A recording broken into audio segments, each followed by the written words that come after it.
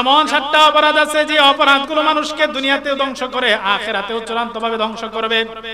এই কথা বলার পর সাহাবায়ে কেরাম জিজ্ঞাসা করলেন, ইয়া রাসূলুল্লাহ মা কুন্না, ওগো নবী ধ্বংসকারী 7টা অপরাধ কি দয়া করে আমাদেরকে জানিয়ে দেন। এই কথা বলার পর নবী এক এক করে 7টা অপরাধের কথা তুলে ধরলেন। 1 নাম্বার নবী বলেন আশিরকু বিল্লাহ, ধ্বংসকারী অপরাধের মধ্যে সবচেয়ে ভয়ঙ্কর অপরাধ হলো আল্লাহর সঙ্গে শিরিক করা। 2 নাম্বার নবী বলেন ওয়াসিহির, জাদু করা। জাদু টুনার মাধ্যমে যুবক যুবতীদের বিবাহ শাদী আটকায় দেয়, এমন জাদুকর সমাজে আছে না নাই?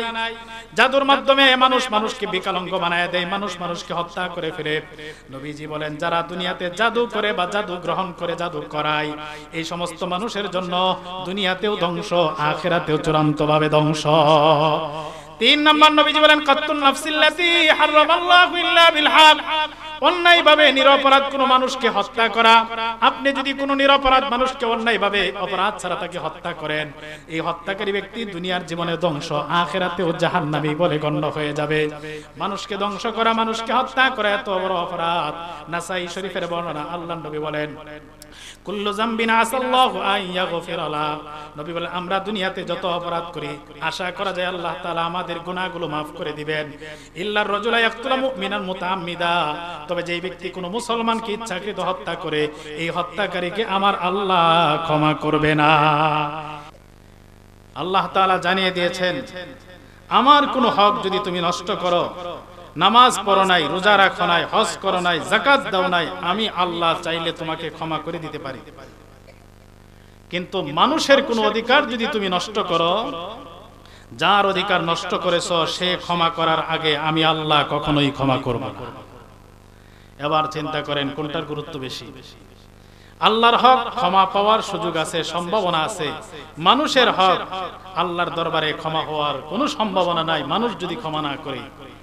আর মানুষ থেকে ক্ষমা নেওয়া যাবে দুনিয়ার জীবনে, মরণের পরে কেউ কাউকে ক্ষমা করবে না। হাশরের ময়দানে সবাই ইয়া নাফসি, কে কার চিন্তা করবে? কেউ কাউকে ছাড় দিবে? ক্ষমা নিতে হইলে দুনিয়ার জীবনেই ক্ষমা নিতে হবে। এই জন্য মানুষের হক, বান্দার হক, এই বিষয়টা নামাজ রোজার চাইতে অধিক গুরুত্বপূর্ণ। এই বিষয়টাই আমাকে আলোচনা করতে বলা হয়েছে। এটাকে সামনে রেখেই আমি এই আয়াত এবং হাদিসকে তেলাওয়াত করেছি। আমার তেলাওয়াতকৃত সূরাতুন নিসার 29 নম্বর আয়াতে আল্লাহ তাআলা বলেন ইয়া আইয়ুহাল্লাযীনা আমানু লা তাকুলু আমওয়ালাকুম বাইনাকুম বিল বাতিল, হে ঈমানদারগণ তোমরা পরস্পরে একে অন্যের সম্পদ গ্রাস করবা না, খাইবা না। একজনের সম্পদ আরেকজনে ভক্ষণ করা, গ্রহণ করা জায়েজ নাই। ইল্লা আন তাকুনা তিজারাতান আন তারাদিন বাইনাকুম, তবে যদি ব্যবসায়িক পদ্ধতিতে, ব্যবসার মাধ্যমে একজনের মাল আরেকজনে নাও, খাও, তাহলে এটা তোমাদের জন্য জায়েজ। ব্যবসা বাণিজ্য করি না আমরা? বেচা কিনা করি না? একজনে টাকা দেয়, আরেকজনে মাল দেয়, অথবা মাল দিয়া মাল বদল করে আমরা নেই, এটাও ব্যবসা। আল্লাহ তাআলা বলেন ব্যবসার পদ্ধতিতে বিনিময় দিয়া আরেকজনের মাল তুমি নিয়ে খাইতে পারবা, বিনিময় ছাড়া একজনের মাল আরেকজনে গ্রহণ করা তোমাদের জন্য জায়েজ। বিনিময় দেওয়া ছাড়া কারো সম্পদ কেউ খুশি মনে না দিলে তার সম্পদ খাওয়া কারো জন্য জায়েজ। যদি কেউ খায় তাহলে সে ওই ব্যক্তির কাছে ঋণী হয়ে গেল। এই ঋণ দুনিয়ার জীবনে পরিশোধ না করলে পরকালে মহা বিপদে পড়তে হবে।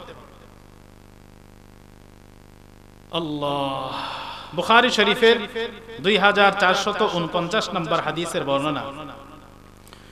عن أبي هريرة رضي الله تعالى عنه قال قال رسول الله صلى الله عليه وسلم, নবীজির সাহাবী আবু হুরায়রা রাদিয়াল্লাহু তাআলা আনহুর বর্ণনা, রাসূলুল্লাহ সাল্লাল্লাহু আলাইহি ওয়াসাল্লাম বলেন, মান কানাত লাহু মাজলিমাতুন লিআখিহি মিন ইরদিহি আও শাই, দুনিয়াতে কোনো মানুষ যদি তার অপর ভাইয়ের কোনো অধিকার নষ্ট করে থাকে, দুনিয়াতে কোনো মানুষ যদি আরেক মানুষের ইজ্জত সম্মান নষ্ট করে থাকে, দুনিয়াতে কোনো মানুষ যদি আরেকজন মানুষের কোনো সম্পদ হরণ করে গ্রহণ করে থাকে, একজন আরেকজনের সম্পদ জোর জবরদস্তি করে অথবা ধোঁকাবাজি করে খেয়ে থাকে, নবীজি বলেন ফাল্লাতাহাল্লালহু মিনহুল ইয়াউমা ক্বাবলা আল্লা ইয়াকুনা দিনার ওয়ালা দিরহাম।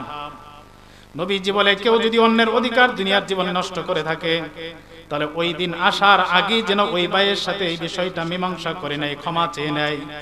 যেই দিনে লা দিনার ওয়ালা দিরহাম, যেই দিনে কোনো টাকা চলবে না, পয়সা চলবে না, দিরহাম দিনার চলবে না, ওই দিন পর্যন্ত কেউ যদি কারো কাছে ঋণী হয়ে থাকে, হাসরের ময়দানে যদি কারো কাছে ঋণী হয়ে থাকে, ওই ঋণ পরিশোধ করার জন্য হাসরের ময়দানে টাকা চলবে না, পয়সা চলবে না।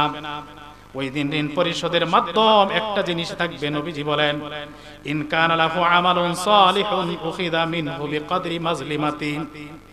যেই ব্যক্তি দুনিয়ার জীবনে আরেকজনের সম্পদ নষ্ট করেছিল, আরেকজনকে কষ্ট দিয়েছিল, ইজ্জত নষ্ট করেছিল, এই ব্যক্তির যদি কোনো নেক আমল থাকে, যেই পরিমাণ অন্যের উপর জুলুম করেছে সেই পরিমাণ নেক আমল তার থেকে ফেরেশতারা নিয়ে নেবে। ওয়া ইল্লাম ইয়াকুন লাহু আমালুন সালিহ, আর এই ব্যক্তির দুনিয়ার জীবনে কোনো নেক আমল যদি না থাকে, উখিদা মিন সাইয়্যাতি সাহিবিহি, দুনিয়ার জীবনে যাকে কষ্ট দিয়েছিল, যার ইজ্জত নষ্ট করেছিল, যার সম্পদ হরণ করেছিল, ওই ব্যক্তির গুনার বোঝা থেকে ফেরেশতারা গুনার বোঝাটা নিবে। ফাহুমিলা আলাই, এই জালেমের কাঁধে সেদিন চাপিয়ে দিবে। যার উপর জুলুম করেছে এই জালেমের আমল নিয়ে ফেরেশতারা মাজলুমকে দিয়ে দিবে। জালেম নিঃস্ব হয়ে জাহান্নামী হয়ে যাবে। নাউজুবিল্লাহ। এই জন্য নবীজি বলছেন দুনিয়াতে মানুষের সাথে লেনদেন যদি উল্টাপাল্টা হয়ে থাকে, দুনিয়াতেই মীমাংসা করো, তার কাছ থেকে ক্ষমা চাও, তার ঋণ পরিশোধ করে দাও। যদি না করো তাহলে মহা বিপদ অপেক্ষা করতেছে। আর দুনিয়াতে কেউ যদি অন্যের সম্পদ জোর দখল করে, সুদি কায়দায় মাল কামাই করে, ঘুষের পদ্ধতিতে অন্যের মাল গ্রহণ করে, অথবা জোর জবরদস্তি করে কারো সম্পদ দখল করে ভক্ষণ করে খায়, এই ব্যক্তির কিয়ামতে ঋণ দেওয়ার জন্য নেক আমল পাবে কোথায়? দুনিয়াতে সে নামাজ পড়লেও নামাজ কবুল হবে না, দোয়া করলেও দোয়া কবুল হবে না, সাজদা দিলে সাজদা কবুল হবে না, হজ করলে হজ তার কবুল হবে। মুসলিম শরীফের 1015 নম্বর হাদিসে, লম্বা হাদিস, নবীজি এক পর্যায়ে বলেন, আবু হুরায়রা রাদিয়াল্লাহু তাআলা আনহুর বর্ণনা, আন আবি হুরায়রা রাদিয়াল্লাহু তাআলা আনহু قال إن رسول الله صلى الله عليه وسلم ذكر الرجل يطيل السفر أشعث أغبر يمد يديه إلى السماء। নবীজির সাহাবী আবু হুরায়রা রাদিয়াল্লাহু তাআলা আনহুর বর্ণনা, রাসূলুল্লাহ সাল্লাল্লাহু আলাইহি ওয়াসাল্লাম এক ব্যক্তি সম্পর্কে আলোচনা করলেন, যে ব্যক্তি দীর্ঘ পথ সফর করে ধুলোয় ধূসরিত হয়ে আল্লাহর ঘর কাবার সামনে যায় দাঁড়াইলো, ইয়ামুদ্দু ইয়াদাইহি ইলাস সামা, দুইটা হাত আসমানের দিকে উঁচু করে দিয়ে আল্লাহকে ডাকে, ইয়া রব বলে ডাকে। নবীজি বলেন সে সুদূর পথ পাড়ি দিয়া ধুলোয় ধূসরিত হয়ে আল্লাহর ঘর খানায়ে কাবার সামনে দাঁড়ায় যদি আল্লাহকে ডাকে, কিন্তু তার অবস্থা হলো মাতাআমুহু হারামুন ওয়া মাশরাবুহু হারাম, দুনিয়ার জীবনে সে যা খায় তা হারাম খাবার, সুদ ঘুষের টাকা সে পেটের ভিতরে ঢুকায়, মাশরাবুহু হারামুন, তার পানীয় যা পান করে সেটাও হারাম উপার্জন থেকে পান করে, ওয়া মালবাসুহু হারামুন, যে পোশাক পরিধান করে সেই পোশাক হারাম টাকা দিয়ে কিনা, ওয়া গুজিয়া বিল হারাম, নবী বলেন তার দেহের রক্ত মাংসগুলো হারাম খাবার দেখে গজায় উঠেছে। নবী বলেন ফা আন্না ইউস্তাজাবু লিযালিক, এই ব্যক্তির দোয়া তোমরা বলো কেমন করে কবুল হয়? যার খাবার হারাম টাকা থেকে হয়, যার পানীয় হারাম, যার পোশাক সুদের ঘুষের টাকা দিয়ে কিনা হয়, যার দেহের রক্ত মাংস হারাম খাবার দিয়ে গঠিত হয়, নবী বলে এই ব্যক্তির দোয়া, এই ব্যক্তির ইবাদত কবুল হয় না। এর তো ইবাদতই কবুল হয় না, কিয়ামতে সে মানুষের ঋণ দিবে কি দিয়া? বুঝে আসছে ভাই? এজন্য দুনিয়াতে কোনো মানুষের সম্পদ নষ্ট করা যাবে, কোন মানুষের অধিকার নষ্ট করা যাবে, কোন মানুষকে বেইজ্জতি করা যাবে? সম্পদের অধিকার নষ্ট করলে যেমন হিসাব, কারো ইজ্জত নষ্ট করলে ঠিক তেমনি আল্লাহর দরবারে হিসাব দিতে হবে। মুসলিম শরীফের 2581 নম্বর হাদিসের বর্ণনা আরো চমৎকার, আশ্চর্য কথা।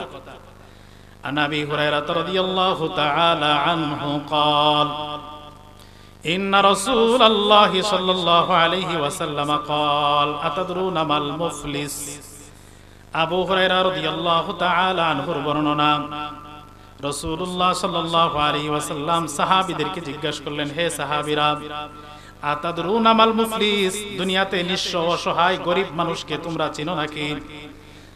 সাহাবীরা জবাব দিলেন, আল মুফলিসু ফিনা মাল্লা দিনার লাহু ওয়ালা দিরহাম। ইয়া রাসূলুল্লাহ, আমাদের মধ্যে যেই মানুষটা টাকা নাই পয়সা নাই সেই মানুষটাই তো নিঃস্ব অসহায় গরীব। আপনারা কি বলেন, যার টাকা পয়সা নাই সে গরীব না? আমাদেরকে প্রশ্ন করলে তো জবাব দিতাম, নবী যার টাকা পয়সা নাই সেই গরীব। সাহাবায়ে কেরাম এই উত্তরই দিলেন। এবার নবীজি বলেন, শোনো, তোমরা যাকে গরীব মনে করছো আসলে ওই ব্যক্তি গরীব না। নবী বলেন, ইন্নাল মুফলিসা মিন উম্মতি মান ইয়াতি ইয়াউমাল কিয়ামাতি বিসালাতিন ওয়া সিয়ামিন ওয়া যাকাত। নবীজি বলেন, আমার উম্মতের প্রকৃত অভাবী নিঃস্ব হবে ওই ব্যক্তি, যে ব্যক্তি কিয়ামতে হাসরের ময়দানে পাহাড় পরিমাণ নামাজের নেকি নিয়ে আসবে, রোজার নেকি নিয়ে আসবে, পাহাড় পরিমাণ যাকাতের সওয়াব নিয়ে আল্লাহর দরবারে হাজির হবে। কিন্তু আল্লাহর বান্দা দুনিয়ার জীবনের আচরণ ছিল এমন, কদ শাতামা হাযা ওয়া কাযাফা হাযা ওয়া আকালা মালা হাযা ওয়া সাফাকা দামা হাযা ওয়া যারাবা হাযা। দুনিয়ার জীবনে কাউকে গালি দিয়া কষ্ট দিয়েছেন, কাউকে মিথ্যা অপবাদ দিয়ে কষ্ট দিয়েছে, কারো সম্পদ অন্যায়ভাবে দখল করে তাকে কষ্ট দিয়েছে, কারো রক্তপাত ঘটিয়েছে, আবার কাউকে হাত দিয়া লাঠি দিয়া পিটাইয়া প্রহার করে আঘাত করে কষ্ট দিয়েছে।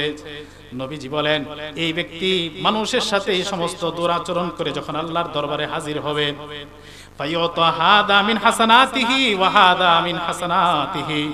দুনিয়াতে যাদের অধিকার নষ্ট করেছিল তারা সেদিন আল্লাহর দরবারে এই ঋণ চাওয়ার জন্য হাজির হয়ে যাবে। দুনিয়াকে যে ব্যক্তিকে গালি দিয়া কষ্ট দিয়েছিল সেই ব্যক্তি বলবে, আল্লাহ, এই লোক দুনিয়ার জীবনে আমাকে গালি দিয়া কষ্ট দিয়েছিল, তার বদলা আজকে আমি চাই। এই বুজুর্গ পাহাড় পরিমাণ নামাজ রোজা যাকাতের সওয়াব নিয়ে আসছে, তার পাহাড় পরিমাণ সওয়াব থেকে যাকে গালি দিয়েছিল তাকে কিছু অংশ দিয়ে ঋণ পরিশোধ করা হবে। আরেক ব্যক্তি আয়েশা বলবে, আল্লাহ, এই ব্যক্তি দুনিয়াতে আমার জমিন দখল করে নিয়েছিল, আমি আজকে বদলা চাই। আল্লাহ তাআলা ফেরেশতাদেরকে বলবেন, হে ফেরেশতারা, আমার এই বান্দার নেক আমল থেকে এই ব্যক্তির ঋণ পরিশোধ করে দাও।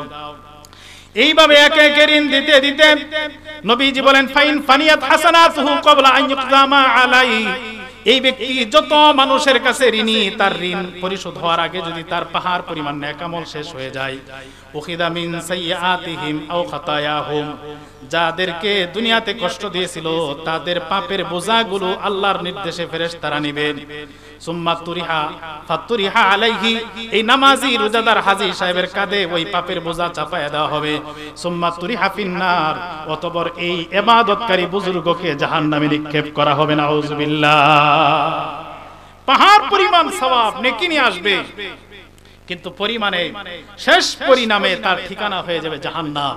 নামাজও পড়ছে, মানুষের ক্ষেত্রে আইল কাটছে, নামাজও পড়ছে, সুদে টাকা লাগাইছে, নামাজও পড়ছে, আবার অফিসে বসে ঘুষও খাইছে। কিয়ামতের দিন যাদের থেকে 1 টাকা ঘুষ নিয়েছিল তারা দাঁড়িয়ে যাবে, সেই টাকা ফেরত চায়। যার জমিন দখল করেছিল দাঁড়িয়ে যাবে, আমার জমিন ফেরত চায়। সেদিন তো জমিন দেওয়ার সুযোগ নাই, টাকা পয়সা দিয়েও বদলা দেওয়ার সুযোগ নাই। বদলা একটাই, নেক আমল দিয়ে যাও। পাহাড় পরিমাণ নেক আমল দিতে দিতে শেষ হয়ে গেলে ওদের গুনার বোঝা এই নামাজি কাঁধে চাপাইয়া তাকে উল্টো করে জাহান্নামে নিক্ষেপ করবে। নাউযুবিল্লাহ।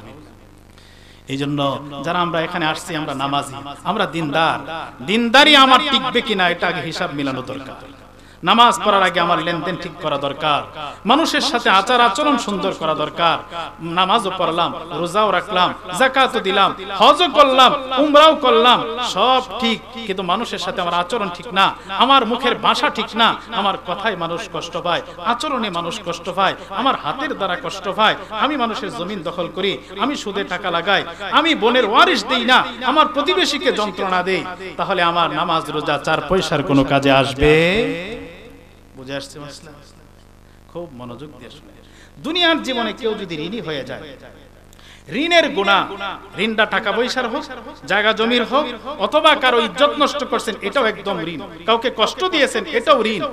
এই ঋণ এত মারাত্মক অপরাধ, এই ঋণ কখনোই মাফ হয় না।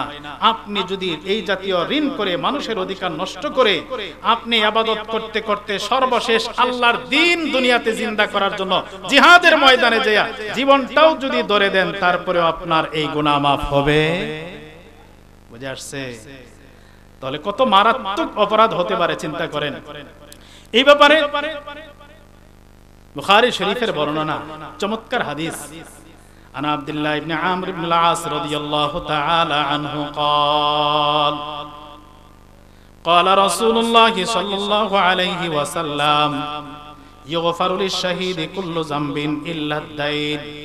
রাসূলুল্লাহ সাল্লাল্লাহু আলাইহি ওয়াসাল্লাম বলেন, যে ব্যক্তি আল্লাহর দ্বীনের জন্য নিজের গলা কাটাইয়া জীবনটা পর্যন্ত দিয়ে দিয়েছে, এই গলা কাটাইয়া জীবন দিয়ে দেওয়ার কারণে তার জীবনের সব গুনাহগুলো মাফ হয়ে যাবে, ইল্লাদ দাইন, তবে ঋণের গুনাহ শহীদের বেলাও মাফ হবে না।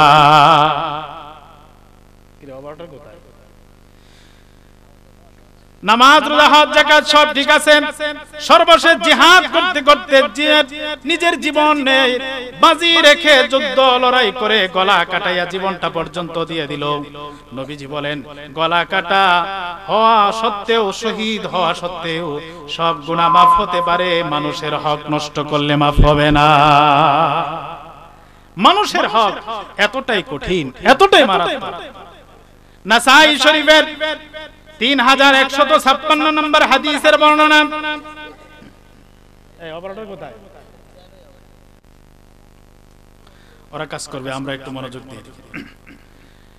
বলছিলাম নাসাই শরীফের 3156 নম্বর হাদিসের বর্ণনা।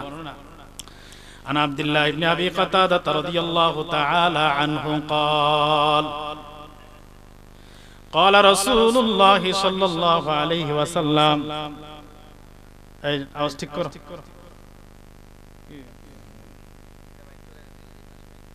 কোনটা কাইটা গেছে লাইন মনে দেখো,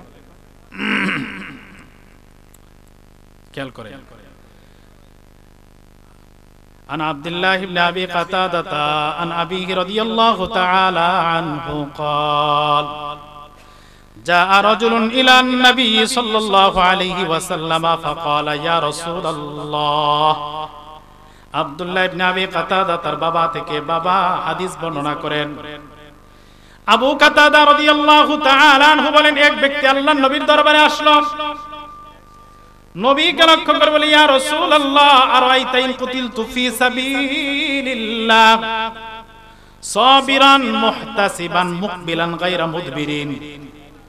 লোকটা বলে, ইয়া রাসূলুল্লাহ আপনার কি মতামত, আপনি কি মনে করেন আমি যদি একমাত্র আল্লাহর সন্তুষ্টির লক্ষ্যে ধৈর্যের সাথে বীর বিক্রমে আল্লাহর দ্বীন জমিনে জিন্দা করার জন্য জিহাদের ময়দানে সংগ্রাম করি, লড়াই করি, আমি অগ্রণীর ভূমিকা পালন করে পিছপা না হইয়া যদি আমি জিহাদ করতে করতে আমার জীবনটা বিলিয়ে দেই, আয়ুকাফিরাল্লাহু আন্নী খাতায়ায়া, তাহলে আমার আল্লাহ কি আমার জীবনের গুনাহগুলো মাফ করে দিবে নাকি? নবীজি জবাব দিলেন, নাআম, হে আল্লাহর বান্দা, আল্লাহর দ্বীনের জন্য যদি এভাবে তুমি সংগ্রাম করে জীবন দিতে পারো, আল্লাহ তোমার জীবনের গুনাহগুলো মাফ করে দিবে। নবীর মুখে উত্তর শোনার পর ফালাম্মা ওয়াল্লার রাজুল, লোকটা যখন পিছনের দিকে চলে যায়, নাদাহু রাসূলুল্লাহ, নবীজি লোকটাকে আবার ডাকলেন, ডেকে আবার বললেন, হে আল্লাহর বান্দা, কাইফা কুলতা, তুমি জানি কি বলেছিলে, আবার বলো। ফাআদা কাওলাহু, লোকটা তার পুনরায় বক্তব্য দিল, ইয়া রাসূলুল্লাহ আল্লাহর দ্বীন জমিনে জিন্দা করার জন্য বীর বিক্রমে যদি লড়াই করে আমার জীবন দিয়া দেই, আমার এই জীবন দেওয়া কি আমার গুনাহের জন্য কাফারা হবে নাকি? এই কথাই বলেছিলাম। নবীজি বলেন, হ্যাঁ, তুমি যদি এইভাবে জীবন দাও তাহলে তোমার গুনাহগুলো মাফ হবে, ঠিক, ইল্লাদ দাইন, তবে ঋণের গুনাহ মাফ হবে না। কাযা ক্বালা লি জিবরাইল আনিফা, নবী বলে এইমাত্র জিবরাইল আমার কানে কানে বলে গেল, কোন মানুষ জীবন দিয়ে দিলে সব গুনাহ মাফ হয়, ঋণের গুনাহ মাফ হয় না। ঋণ করে যদি কেউ মারা যায়, টাকা ঋণ করো, কারো জমিন দখল করো, কারো ইজ্জত নষ্ট করো, বোনের ওয়ারিশ ঠকাক, এতিম ভাতিজার সম্পদ দখল করো, যা করবে সেটা কোনোদিন মাফ হবে? যার অধিকার নষ্ট করছি তার কাছ থেকে মাফ চাইতে হবে, তাকে ঋণ পরিশোধ করতে হবে, এর আগে আল্লাহর দরবারে মাফ হবে না। এমন কি কেউ যদি মানুষের অর্থ সম্পদ নষ্ট করে মারা যায়, এই সমাজে আমাদের যুগে যদি নবীজি জীবিত থাকতেন আর কোন মানুষ অন্যের সম্পদ দখল কইরা খাইয়া যদি মারা যাইতো, ঋণের টাকা বোঝা নিয়ে মারা যাইতো, নবী তার জানাজা পড়তেন? নবী তার জানাজা পড়তেন না। বুখারী শরীফের 2266 নম্বর হাদিসের বর্ণনা। আশ্চর্যজনক কথা। নবীজির সাহাবী সালামা ইবনে আকওয়া রাদিয়াল্লাহু তাআলা আনহু বর্ণনা, তিনি বলেন, আন সালামা ইবনুল আকওয়া রাদিয়াল্লাহু তাআলা আনহু قال কুননা জুলুসান ইনদান নবী সাল্লাল্লাহু আলাইহি ওয়াসাল্লাম। সালামা ইবনে আকওয়া রাদিয়াল্লাহু তাআলা আনহু বলেন, আমরা এক সময় আল্লাহর নবীর পাশে বসা, ইযুতিয়া বিজানাজাতিন, এমন সময় একটা জানাজার লাশ আনা হলো। ফাকালু সাল্লি আলাইহা ইয়া রাসূলুল্লাহ, লোকেরা বলল, নবী আপনি এই জানাজার, এই লাশের জানাজাটা পড়ে দেন। নবীজি তাদেরকে জিজ্ঞাসা করলেন, হাল আলাইহি দাইন, এই লোকটা যে মারা গেছে দুনিয়াতে কোনো ঋণ রেখে গেছে নাকি? সাহাবীরা জবাব দিল, লা ইয়া রাসূলুল্লাহ, ইয়া রাসূলুল্লাহ, এই লোক কোনো ঋণ রেখে যায় নাই। নবী জিজ্ঞাসা করেন, হাল তারাকা শাইআন, সে কোনো সম্পদ রেখে গেছে নাকি? সাহাবীরা জবাব দিল, লা ইয়া রাসূলুল্লাহ, না কোনো সম্পদ নাই, তার রেখে যাওয়া কোনো সম্পদ নাই, তার কোনো ঋণও নাই, সম্পূর্ণ মুক্ত। ফাসাল্লা আলাই, নবীজি ওই ব্যক্তির জানাজা পড়ে দিলেন। হযরত সালামা ইবনে আকওয়া বলেন, সুম্মা উতিয়া বি উখরা, পরক্ষণে আরেকটা লাশ নবীর কাছে আনা হলো। লোকেরা বলল, সাল্লু আলাইহা ইয়া রাসূলুল্লাহ, ওগো নবী এই লোকের জানাজাটা আপনি পড়িয়ে দেন। নবীজি একই প্রশ্ন আবার করেন, হাল আলাইহি দাই, এ সাহাবীরা বলো, এই লোকটা যে মারা গেল দুনিয়াতে কোনো ঋণ রেখে গেছে নাকি? সাহাবীরা জবাব দিলেন, নাআম, নবী এই লোকটার কিছু ঋণ আছে। নবী জিজ্ঞাসা করলেন, হাল তারাকা শাইআ, ঋণ পরিশোধের কোনো ব্যবস্থা রেখে গেছে নাকি? লোকেরা জবাব দিল, সালাসাতু দানানির, আর ঋণ পরিশোধের জন্য 3 দিনার পরিমাণ সম্পদ রেখে গেছে। লোকটার ঋণও আছে, ঋণ পরিশোধ করার মতো ব্যবস্থাও রেখে গেছে। ফাসাল্লাল্লাহু আলাইহি, নবীজি ওই ব্যক্তির জানাজা আদায় করে দিলেন। হযরত সালামা ইবনে আকওয়া বলেন, সুম্মা উতিয়া বিসালিসা, পরক্ষণে 3 নাম্বার আরেকটা লাশ ওখানে আনা হলো। লোকেরা বলল, সাল্লি আলাইহা ইয়া রাসূলুল্লাহ, নবী এই লোকটার জানাজা আপনি পড়িয়ে দেন। নবীজি জিজ্ঞাসা করলেন, হাল তারাকা শাইআ, এই লোকটা মারার আগে কোনো সম্পদ রেখে গেছে নাকি? মানুষেরা জবাব দিল, লা ইয়া রাসূলুল্লাহ, না এই লোকটা কোনো সম্পদ রেখে যায় নাই। এবার নবী জিজ্ঞাসা করেন, হাল তারাকা দাইনান, কোনো ঋণ আছে নাকি? লোকেরা জবাব দিল, সালাসাতু দানানির, 3 দিনার পরিমাণ ঋণ রেখে লোকটা মারা গেছে। লোকটা 3 দিনার ঋণ রেখে গেছে, পরিশোধ করার মতো কোনো টাকা পয়সা রেখে যায় নাই। এই কথা শোনার পর নবীজি সাহাবীদেরকে লক্ষ্য করে বললেন, সাল্লু আলা সাহিবিকুম, এ সাহাবীরা তোমাদের এই সঙ্গীর জানাজা তোমরাই পড়ায় দাও। যে ব্যক্তি ঋণের টাকা রেখে যায়, ঋণ নিয়ে মারা যায়, ঋণ পরিশোধের ব্যবস্থা রেখে যায় না, এমন ব্যক্তির জানাজা আমি বিশ্বনবী পড়ি না। কত বড় অপরাধ! মানুষের সম্পদ নষ্ট করে, ঋণ করে, ঋণের টাকা খেয়ে যদি মারা যায়, নবী বলছে আমি তার জানাজা পড়ি না, কারণ সে তো ওই ব্যক্তিদের কাছে ধরা। আমি নবী কেন, গোটা দুনিয়ার সব নবী রাসূল মিলে তার জন্য সুপারিশ করলেও আল্লাহ ঋণ মাফ করবে। এই জন্য মানুষের কাছ থেকে ঋণ নেওয়ার আগে চিন্তা করা দরকার আছে না নাই? আপনারা বলবেন, আমরা তো ঋণ করি না হুজুর, ঋণ মাঝে মাঝে বিপদে পড়া করি, পরে তো দেখি যে আর পরিশোধ করতে পারি না, চেষ্টা তো করি হুজুর। আপনি যদি চেষ্টা করেন তাহলে অবশ্যই আল্লাহ ব্যবস্থা করবে। সদ ইচ্ছা থাকলে আল্লাহ তাআলা ভালো ফয়সালা করবে। বুখারী শরীফের বর্ণনা বলবো, قال رسول الله صلى الله عليه وسلم من أخذ أموال الناس يريد أداءها أدى الله عنه। রাসূলুল্লাহ সাল্লাল্লাহু আলাইহি ওয়াসাল্লাম বলেন, কোন ব্যক্তি যদি মানুষের কাছ থেকে ঋণ নেয়, ইউরিদু আদাহা, মনে মনে উদ্দেশ্য আমি এই ব্যক্তির টাকাটা নিলাম, সময় মতো তাকে আমি পৌঁছায় দিব, তার ঋণের টাকাটা আমি নষ্ট করব না।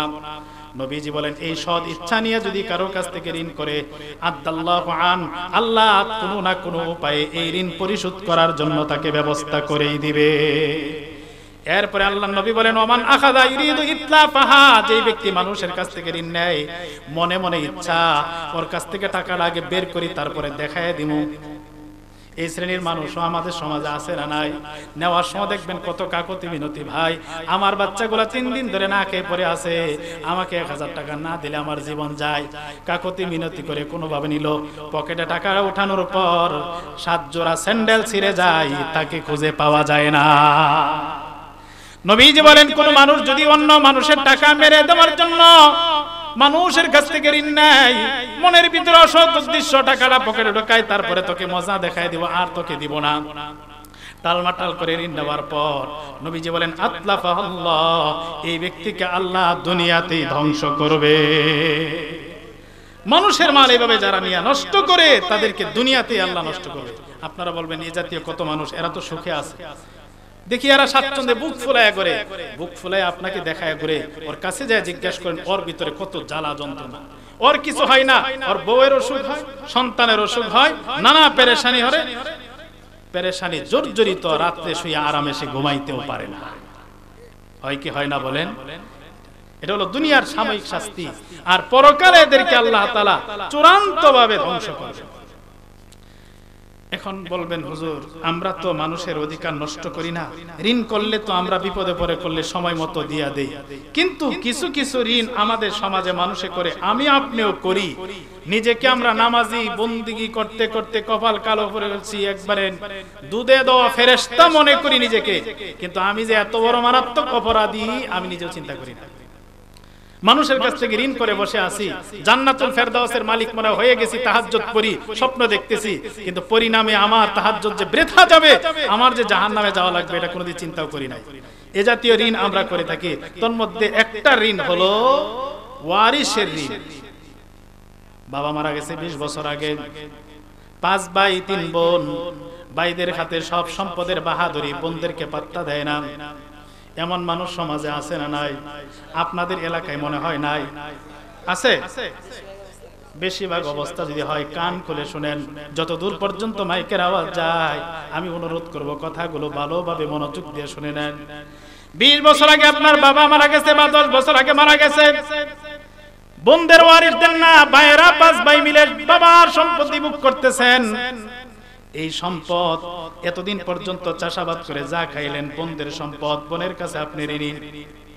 বোন যদি কিছু নাও বলে তারপরে আপনি ঋণী।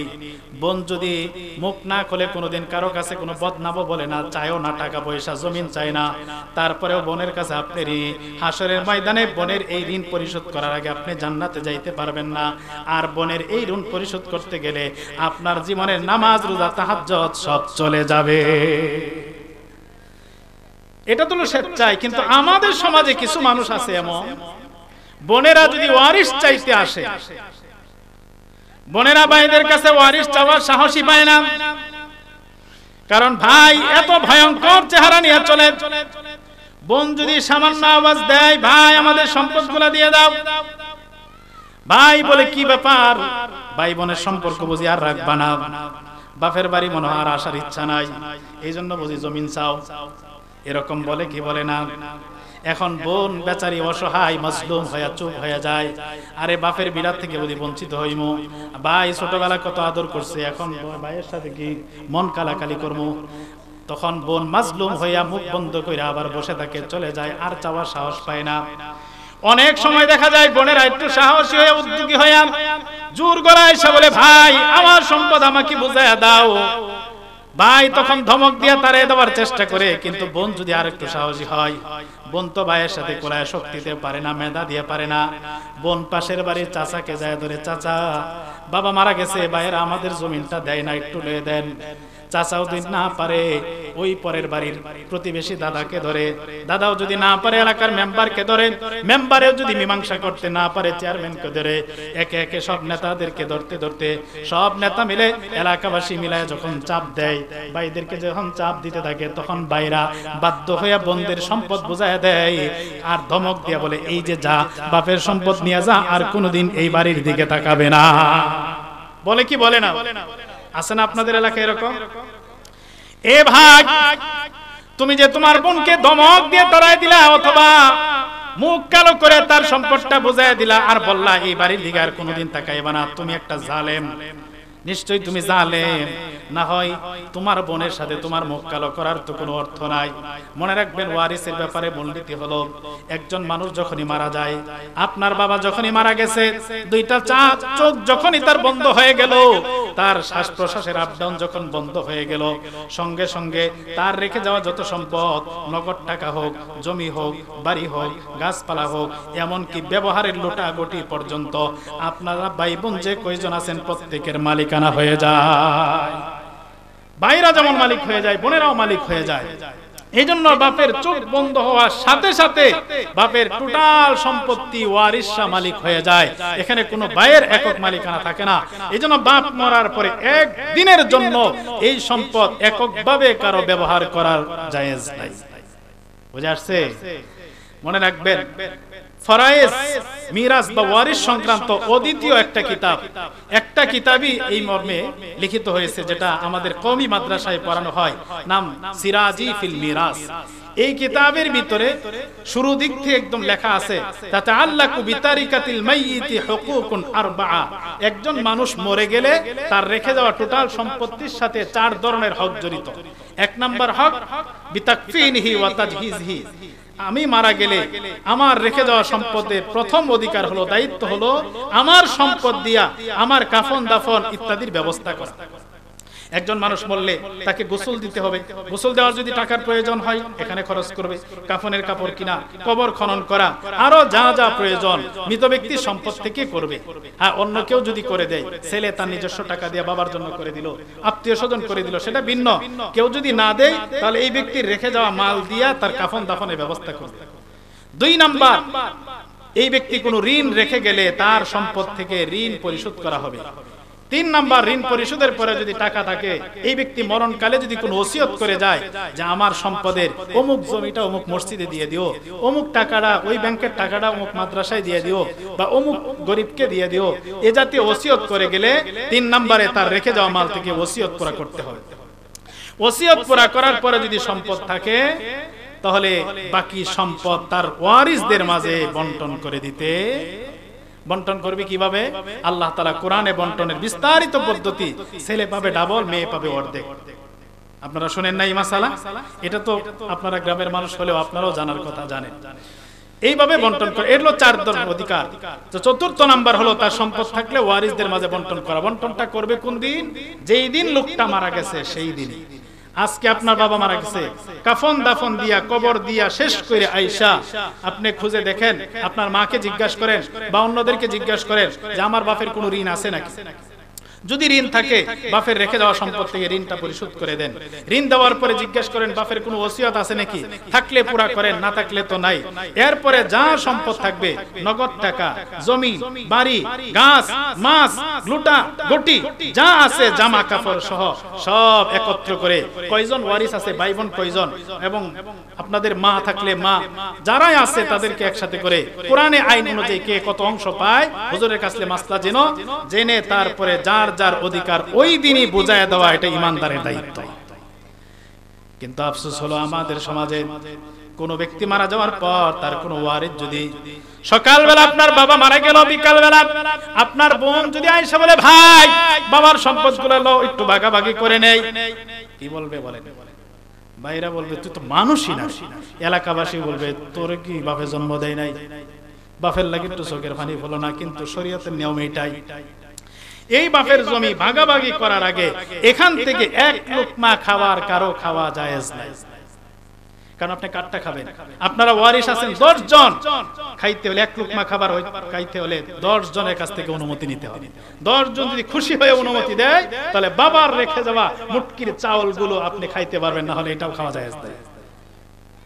অথচ এগুলো আমরা দারদারি কখনো, বাবা মারা গেছে 1 বছর পরে আপনি বন্টন করছেন, 1 বছর পর্যন্ত যে আপনারা খাইলেন এটা কার সম্পদ খাইলেন? বোনেরা তো খুশি হয়ে দেয় নাই, হয়তো মুখে মুখে বলছে। এখানে আরেকটা সমস্যা, আরেকটা মাসলা বলেনি। কোন ব্যক্তি মারা গেলে কাফন দাফন শেষ কইরা দিনের বেলা মাটি চাটি দিয়া রাতের বেলা খাতা কলম নিয়ে বইসা যায়, আরে হিসাব কর বাবা কত টাকা রাইখা গেছে, ব্যাংকে কত আছে, আর অমুক জায়গায় কত আছে, তমুক জায়গায় কত আছে, হিসাবটা কইরা তারপরে লো বাবার জন্য বিশাল বড় একটা খরচ করি। 7টা গরু জবাই কইরা, 14টা খাসি জবাই কইরা, 7 গ্রামের মানুষ দাওয়াত দিয়া বিশাল একটা মেলা জমায়। জমাই কি জমাই না? হ্যাঁ, কার সম্পদ খাওয়াইলে? কার টাকা কাকে খাওয়াইলেন? যতজন তার ওয়ারিস তাদের অধিকার, যদি খাওয়াইতে হয় সবাই স্বতঃস্ফূর্তভাবে দিতে হবে। খুশি হয়ে যদি না দেয় তাহলে এই খাবার আপনারাও অপরাধী, যাদেরকে খাওয়াইলেন তাদেরকেও হারাম খাওয়াইলেন। বুঝে আসছে মাসালা? হুজুর ভাই বোনেরা সবাই মিলে তো বলছে, সবাই মিলে বলছে খুশি মনে, কেমনে বুঝলেন? দিনের বেলা বাবাকে দাফন করে রাতের বেলায় যখন হিসাব নিকাশ নিয়ে বসলেন, এখন আপনার 5 ভাইয়ের ভিতরে 3 ভাই তো খুশি মনে আবেগ নিয়ে, আরে বাবার জন্য করবো, আরে দিয়ে দেব, হ্যাঁ যত লাগে নিয়ে যাও। 2 ভাই মনে মনে কয়, আরে এতগুলো টাকা, 7টা গরু কিনে 7 লক্ষ টাকা লাগবে, আরে এতগুলো টাকা চলে যাবে, এখন যদি আমি না করি সমাজের মানুষ বলবে তুই তো মানুষই না, বাপের জন্য তোর মনটা কান্দে না। তখন লজ্জায় পড়া ভাই বলে, হ্যাঁ নিয়ে যাও যা লাগে, কিন্তু মন থেকে বলে না। হয় কি হয় না বলেন? দারাকুতনি একটা হাদিসের কিতাব, এই কিতাবের হাদিস, ক্বালা রাসূলুল্লাহ সাল্লাল্লাহু আলাইহি ওয়াসাল্লাম লা ইয়াহিল্লু মালু ইমরি মুসলিমিন ইল্লা বিতিবি নাফসিহি। নবীজি বলে কোন মুসলমানের সম্পদ যদি মন থেকে খুশি হয়ে না দেয়, ওই সম্পদ কোন মুসলমানের জন্য হালাল নয়। আপনার বোন, আপনার ভাই, ওয়ারিসরা যদি মন থেকে খুশি হয়ে না দেয়, এটা আপনার জন্য হালাল না। এই দাওয়াতে যারা খাবে সবাই হারাম খাবার খেয়ে যাবে। এখন তো আপনি এলাকার সবচেয়ে গফরগাঁও নাকি হোসেনপুর, না হোসেনপুরে সবচেয়ে বা কিশোরগঞ্জের সবচেয়ে বড় হুজুর যে, তাকে দাওয়াত কইরা একবারে বাবার জন্য দোয়া করাইয়া বাবার একবার জান্নাতের ওই পারে পাঠিয়ে দিয়েছেন, কিন্তু 5000 মানুষকে দাওয়াত করে যে হারাম খাওয়াই দিলেন, এটা জবাব কে দিবেন? হুজুরকেও তো হারাম খাওয়াই দিয়েছেন। এই জন্য তো আজকে হুজুররা দোয়া করলেও কবুল হয় না, আমরা তো হুজুরদের পেট নাপাক করে দিছি হারাম খাওয়াই। এই জন্য এগুলোর ব্যাপারে সচেতন হওয়া দরকার আছে না নাই? এটা তো হলো আপনি বিপদে পড়লেন। দুনিয়ার জীবনে যারা ওয়ারিস ঠকায়, ওয়ারিস মাইরা খায়, তাদের জন্য কয়েকটা বিপদ সংকেত হাদিস থেকে বলি। 1 নাম্বার, যারা মানুষের ওয়ারিস ঠকায়, ওয়ারিস মেরে খায়, এই ওয়ারিস ঠকানোর কারণে যে এলাকার মানুষ ওয়ারিস ঠকায়, বোনদের ওয়ারিস দেয় না, ভাইদের ওয়ারিস দেয় না, ফুফুদের ওয়ারিস দেয় না, এই না দেওয়ার কারণে ওই এলাকায় আল্লাহ তাআলা নানান রকমের আযাব গজব পাঠায়। বলেন নাউযুবিল্লাহ। সূরাতুল ফজরে আল্লাহ তাআলা বলছেন, দুনিয়াতে আযাব গজব আসলে তোমরা বলো আল্লাহ এটা দিল কেন? করোনা ভাইরাস দিয়ে আমাদেরকে এত কষ্ট দিল কেন? ওমিক্রন দিল কেন? ডেঙ্গুর আক্রমণে তো আর বাঁচতে পারি না, এই যে বন্যার পানিতে সব নষ্ট হয়ে গেল, আল্লাহ কি ক্ষতিটাই কইরা গেল? আল্লাহকে দোষারোপ করতে থাকো, এটা আল্লাহ এমনিতেই করে নাই, আল্লাহর দোষ না। কাল্লা, এটা আল্লাহ অপরাধী না। যত অপরাধে আমি এই সমস্ত আযাব গজব তোমাদের মধ্যে চাপায় দেই, তোর মধ্যে একটা অপরাধ হলো ওয়াতাকুলুনা তুরাসা আকলাল লাম্মা। যত অপরাধে আমি আল্লাহ তোমাদেরকে আযাব গজব দেই, তোর মধ্যে একটা অপরাধ হলো তোমরা ওয়ারিসদের সম্পদ লুটে পুটে খাও। দুনিয়ার মানুষ ওয়ারিস মেরে খায়, এই জন্য আল্লাহ বলে আমি তোদের উপর আযাব দেই, করোনা ভাইরাস সারা দুনিয়া ছড়ায় দেই, বন্যার পানিতে ফসল নষ্ট করে দেই, একের পর এক আযাব গজব আমি চাপায় দিই। যত অপরাধে তোর মধ্যে একটা অপরাধ, দুনিয়ার মানুষ, সমাজের মানুষ ভাই বোনদের ওয়ারিস বোঝাইয়া দেয় না। আপনাদের এলাকায় এই সিস্টেম আছে কিনা জানি না। যদি আপনাদের এলাকায় এই অভ্যাস থাকে, ওয়ারিস থেকে মানুষ ঠকানোর অভ্যাস থাকে, তাহলে নিশ্চিত থাকেন বর্তমান যুগে যে দ্রব্য মূল্যের ঊর্ধ্বগতি, হাহাকার, মানুষ হতাশায় ভুগতেছে, আগামী দিন কিভাবে যাবে? ওয়ারিস যদি এখন পর্যন্ত আদায় না করেন, আগামী দিনে এর চাইতে মহা বিপদের অপেক্ষা করে। এটা হলো 1। 2 নাম্বার, দুনিয়াতে যারা ওয়ারিস ঠকাবে তাদের জন্য পরকালীন জীবনের চূড়ান্ত পর্যায়ের শাস্তি। ইবনে মাজাহ বর্ণিত হাদিস মিশকাতুল মাসাবিতে আনা হয়েছে, আন আনাস ইবনে মালিক রাদিয়াল্লাহু তাআলা আনহু قال قال رسول الله صلى الله عليه وسلم। নবীজির সাহাবী আনাস ইবনে মালিক রাদিয়াল্লাহু তাআলা আনহুর বর্ণনা, রাসূলুল্লাহ সাল্লাল্লাহু আলাইহি ওয়াসাল্লাম বলেন, মান কাতা মিরাসা ওয়ারিসিহি, যে ব্যক্তি দুনিয়ার জীবনে তার ওয়ারিসদেরকে সম্পদ থেকে বঞ্চিত করবে, বোনকে ওয়ারিস থেকে ঠকাবে, ভাইকে ওয়ারিস থেকে ঠকাবে, ফুফুকে ওয়ারিস থেকে যে ব্যক্তি ঠকাবে, বাতিজাদেরকে, এতিম বাতিজাদেরকে সম্পদ থেকে যারা নাকি বঞ্চিত করবে, নবীজি বলেন কাতা আল্লাহু মিরাসাহু মিনাল জান্নাতি ইয়াউমাল কিয়ামা, কিয়ামতে হাশরের ময়দানে আল্লাহ এই ব্যক্তিকে জান্নাত থেকে বঞ্চিত করবে। নাউযুবিল্লাহ। দুনিয়াতে যে ওয়ারিস ঠকাবে, কিয়ামতে হাশরের ময়দানে আল্লাহ তাআলা এই ব্যক্তিকে গার ধাক্কা দিয়ে জান্নাত থেকে বের করে জাহান্নামে পাঠিয়ে দেবে। তাহলে নামাজ পড়ে কি লাভ? রোজা রেখে কি লাভ? হজ করে কি লাভ? যদি সবকিছু করে বোনের ওয়ারিস না দেওয়ার কারণে জাহান্নামী হওয়া লাগে, কোনো লাভ আছে? এখানে আরেকটা চমৎকার হাদিস আপনারা শুনেন। আমাদের সমাজের মানুষেরা ওয়ারিশ ঠকানোর একটা পদ্ধতি অবলম্বন করে। একজনে মনে করেন শুধু মেয়ে আছে, ছেলে নাই। তো এই মাসলা তো গ্রামের মানুষও জানে, মেয়েরা তো বাপের সম্পদ সব পায় না। সর্বোচ্চ মেয়ে যদি 2 জন বা তার চেয়ে বেশি থাকে, তাহলে বাপের সম্পদের 3 ভাগের 2 ভাগ মেয়েরা পায়, আর 1 ভাগ ভাইয়েরা ভাতিজারা পেয়ে যায়। আপনারা শোনেন না এই মাসলা? কিছু কিছু মাসলা মুরব্বীরাও জানে। এখন ওই বাবা চিন্তা করে কি, আরে এত কষ্ট করে সম্পদ জোগাইলাম, আমার ভাইরা কোনোদিন আমাকে 2 পয়সা সাহায্য করে নাই, আমি মরার পরে সম্পদ আমার ভাই ভাতিজারা খাবে না, এটা তো হয় না, আমার 2 মেয়ের নামে সব লিখে দেওয়া যাবে। করে কি করে না? আপনাদের এলাকায় আছে কিনা জানি না, আমাদের এলাকায় আছে। আমরা যে এলাকায় শহরে থাকি, সেখানে আমাদের মুসল্লিরা জিজ্ঞাসা, হুজুর আমার একটা মাত্র মেয়ে, তো কি করব, সম্পদটা মেয়ের নামে লিখে দিয়ে দিই। অন্যায়। কারণ আপনার মৃত্যুর পরে আপনার মেয়েরা এত অংশ পাবে, আপনার ভাইয়েরা এত অংশ পাবে, না থাকলে ভাতিজারা পাবে। এই যে অংশটা ভাগ করে দিছে কে? আল্লাহ। আল্লাহ বলে আমি ভাগ করে দিলাম তোর ভাইকে, তোর এটা পছন্দ হয় না, জুলুম করে দিয়ে দিলে তোর মেয়েকে। আমার ভাগ যেহেতু তোর ভালো লাগে না, অতএব আমার জান্নাতে যাওয়ার তোর কোনো অধিকার নাই। এই জন্য মেয়ে থাকলে রেখে দেওয়া যাবে। আরেকটা জুলুম এখানে মানুষে করে, বলবো মুসলিম শরীফের 1623 নম্বর হাদিসের বর্ণনা। আগে প্রেক্ষাপটটা বুঝেন। আপনার ছেলে আছে 4 জন। এখন একটা ছেলেকে খুব ভালোবাসেন, মহাব্বত করেন, আপনার কথাও মানে সে, তাকে আপনি মহাব্বত করেন। তখন করে কি, এই ছেলেটার জন্য 2-3 লক্ষ টাকা দিয়ে একটা মোটরসাইকেল কিনে দিছে। অন্য ছেলেরা কিছু চাইলে তাকে পাত্তাই দেয় না, ধমক দিয়ে তাড়ায় দেয়, কিন্তু ওকে ঠিকই আবার 3 লক্ষ টাকা দিয়ে গাড়ি কিনে দিছে। আবার এক ছেলে একটু ভালো সম্পর্ক, ওরে একটা ক্ষেত দিয়ে দেয়, না এটা তুই চাষ করে রাখা, বাকি ছেলেদের খবর নাই। হয় কি হয় না? একটা মাসলা মনে রাখবেন, আপনি মরার পরে আপনার সম্পদ ছেলে পাবে ডাবল, মেয়ে পাবে অর্ধেক। ছেলের অর্ধেক পাবে, কিন্তু আপনি জীবিত থাকা অবস্থায় ছেলে মেয়েদেরকে যদি সম্পদ দিতে চান, এখানে কিন্তু অর্ধেক না, সমান সমান। মরার পরে মেয়েরা অর্ধেক, মরার আগে দিতে চাইলে সবাইকে সমান। আপনি 10 টাকা দিলে সবাইকে 10 টাকা দিতে হবে, 100 টাকা দিলে সবাইকে 100 টাকা দিতে হবে। একজনকে দিবেন আর 3 জনকে দিবেন না, এটা জায়েজ? যদি দেন তাহলে এটা জুলুম, অন্যায়, আপনি চরম অপরাধী। মুসলিম শরীফের 1623 নম্বর হাদিসের বর্ণনা। আন নুমান ইবনে বাশীর রাদিয়াল্লাহু তাআলা আনহু قال ইন্না আবাহু আতা বিহি রাসূলুল্লাহ সাল্লাল্লাহু আলাইহি ওয়াসাল্লাম ফাকাল। নবীজির সাহাবী নুমান ইবনে বাশীর বলেন, আমার বাবা বশীর আমাকে হাতে ধরে নিয়ে আল্লাহর নবীর দরবারে হাজির হইল। নবী কাইসা বলে, ইয়া রাসূলুল্লাহ ইন্নী নাহালতু ইবনি হাদা গোলামান কানালি, আমার একটা দামি গোলাম ছিল, একটা সম্পদ ছিল, আমি আমার ছেলে নোমানকে দিয়ে দিছি।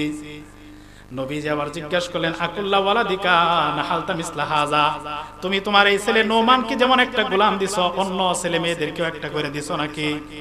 বশীর জবাব দিল, না ইয়া রাসূলুল্লাহ, না, সবাইকে তো দেই নাই, কেবল একজনকে দিয়েছি। এই কথা শোনার পর আল্লাহ নবী বললেন, ফারজিহু, নোমানকে যা দিয়েছো এটা ফেরত নিয়ে নাও, এটা তাকে দিও না। আরেক বর্ণনায় আল্লাহ নবী বলছেন, তুমি তো তোমার ছেলেকে একটা গোলাম দিছো, এইজন্য আমাকে সাক্ষী বানাইতে আসছো। লা তুশিদনি জান, এক ছেলেকে দিছো অন্যদেরকে দাও নাই, এমন কাজে আমি নবীকে সাক্ষী বানাইও না। ফা ইন্নী লা উশহিদু আলা জওরিন, আমি কোন জুলুম, অন্যায় কাজে সাক্ষী হই না। এটা জুলুম, এটা অন্যায়। এক ছেলেকে দিলা, বাকিদেরকে দাও না। একজনকে তুমি বেশি ভালোবাসো তাই দিয়ে দিবা। ভালোবাসা তুমি চুমা 70টা দিতে পারো, টাকা বেশি দিতে পারবা? টাকা কত পাবে এটা ভাগ বাটোয়ারা করে দিয়েছেন কে? আল্লাহ বলে, আমার বন্টন পছন্দ হয় না, তোর ভালো লাগে তাই দিয়ে দিছিস, যা, তোর জন্য আমার জান্নাত না জাহান্নামে যাবে। এই জন্য বন্টনে বৈষম্য করা যাবে না। বৈষম্যের আন্দোলন চলতেছে না, এটা হলো বৈষম্য। ওয়ারিসের ক্ষেত্রে বোনদেরকে না দিয়ে ভাইয়েরা যুগ যুগ ধরে বুক করতেছে, এটা বৈষম্য দূর করতে হবে। বুঝে আসছে? ওয়ারিস সম্পর্কে কিছু কথা বললাম।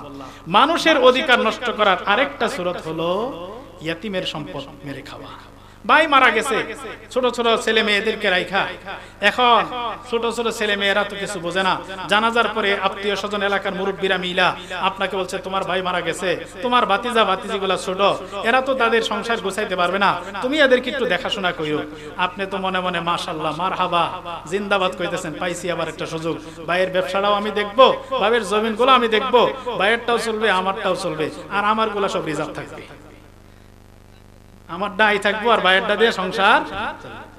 নবীজি বলেন এমন যদি কেউ করে, এইভাবে যদি ইতিমের সম্পদ ঘুরায় পেঁচায় খায়, আর বাতিজারা তো জানে না ছোট মানুষ কোনটা তার বাপের জমি কোনটা কার জমি, বাতিজাদের কাছ থেকে ভুল বুঝাইয়া টিপসই বা দস্তখত নিয়া জমিনটা আপনার নামে লেখা নিয়ে গেলেন, এমনও কোন চাচা আছে কিনা, করে কিনা বলেন?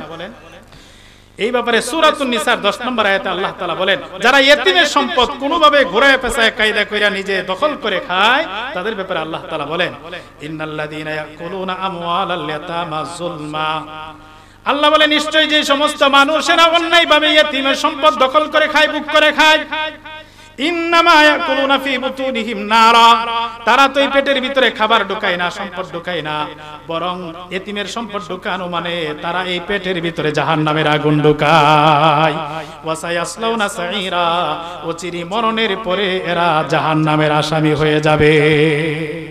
ইতিমের সম্পদ যে মেরে খায় তার ঠিকানা জাহান্নাম, সূরা নিসার 10 নম্বর আয়াতে প্রমাণ করে দিল।